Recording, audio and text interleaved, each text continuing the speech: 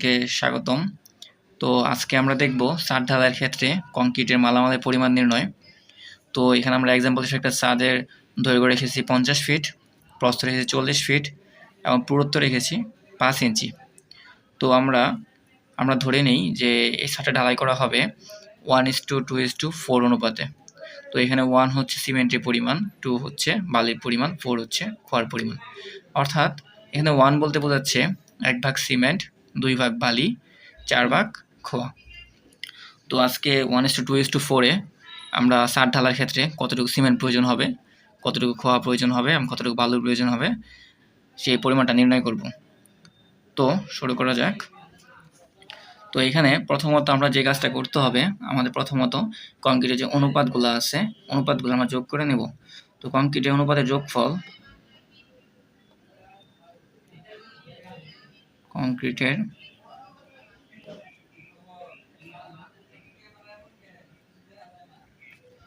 যোগফল 1 + 2 + 4 = 7।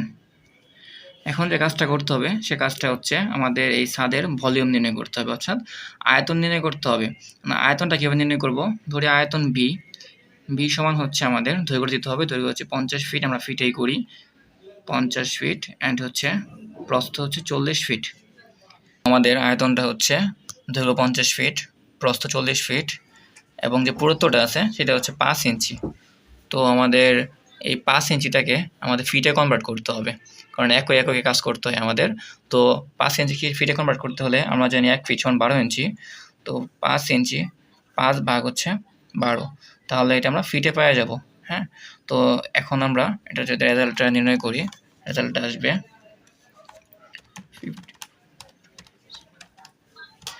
রেজাল্ট আছে 833.33 সিএফটি অথবা ঘনফুট। তো এটা হচ্ছে আমাদের। তো এখানে আমাদের কংক্রিটের মালামাল নির্মাণের ক্ষেত্রে আমাদের শুষ্ক আয়তন প্রয়োজন হবে।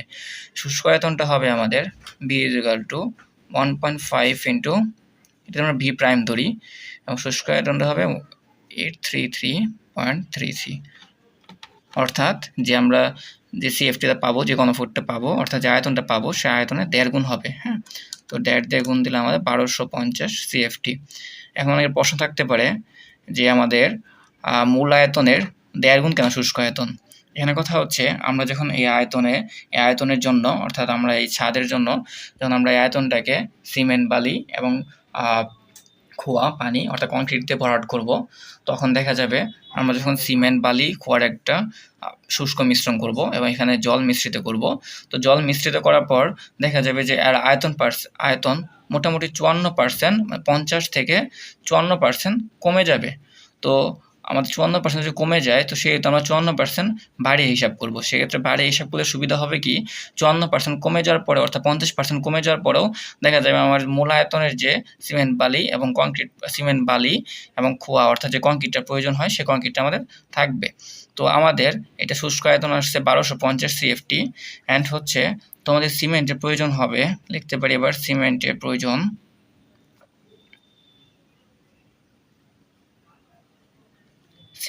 কতটুকু হবে? এই যে মূলায়তনটাকে আমরা 7টা ভাগে ভাগ করব। অনুপাতে যোগফল হচ্ছে 7, সেহেতু আমরা 7 ভাগে ভাগ করব। ভাগ করে এখানে 1 ভাগ দেব আমরা সিমেন্ট, তো আমরা 1 দ্বারা গুণ করে দিলাম। এখন 1250 7 দ্বারা ভাগ করলাম এবং 1 দ্বারা গুণ করলে আমাদের হয় 178.57 সিএফটি, অর্থাৎ এত ঘনফুট পরিমাণ আমার সিমেন্ট প্রয়োজন হবে। এখন দেখা যায় বাজারে আমরা ঘনফুট পরিমাণে সিমেন্ট কিনতে পারি না, আমাদের ক্রয় করতে হয় সাধারণত বস্তা হিসেবে। তো বস্তা হিসেবে ক্রয় করতে গেলে এটাকে আমার বস্তাতে কনভার্ট করতে হবে। তো আমরা জানি যে 1 সিএফটি সিমেন্ট থাকে হলো তোমার 0.8 বস্তায়। হ্যাঁ, 0.8 বস্তায়। তো 1 সিএফটি সিমেন্টের যদি 0.8 বস্তা সিমেন্টের প্রয়োজন হয়, তাহলে আমার এত সিএফটি সিমেন্টের কত বস্তা প্রয়োজন হবে? ইন্টু দিয়ে 0.8। তো আমাদের এটা 0.8 কেন হলো, এটা পরবর্তীতে কোনো এক ভিডিওতে দেখিয়ে দিব।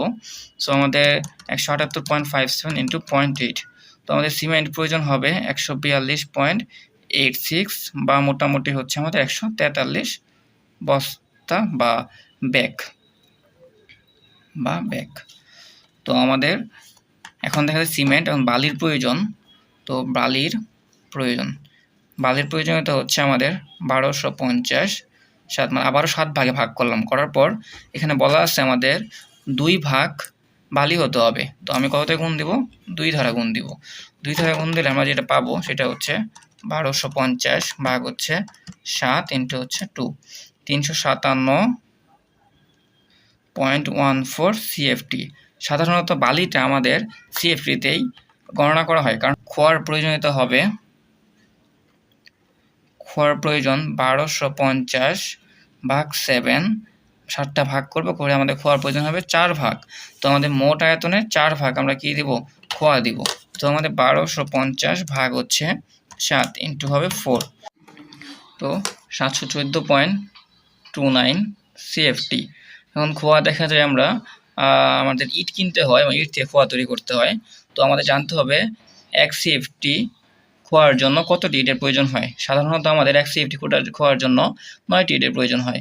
তো 714.29 CFT খোয়ার জন্য 9 দ্বারা গুণ দিলে আমরা পাচ্ছি 6428টি ইট, 6428.57, অর্থাৎ মোটামুটি 6429টা ইটের প্রয়োজন হবে আমার এতটুকু খোয়ানো।